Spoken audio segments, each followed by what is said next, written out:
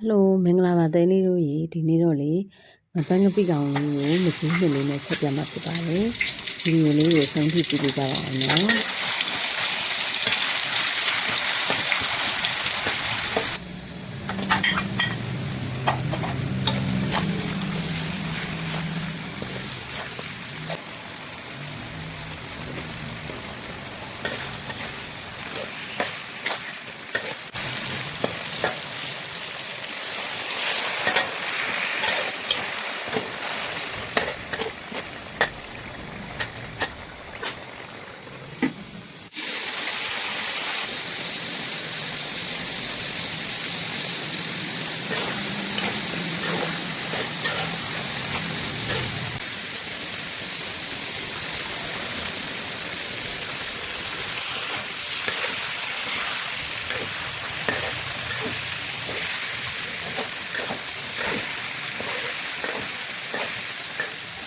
ဒီလေးကိုဆုံးဖြတ်ကြည့်ပေးလို့အများကြီးကျေးဇူးတင်ပါတယ်တဲလေးတို့ရေ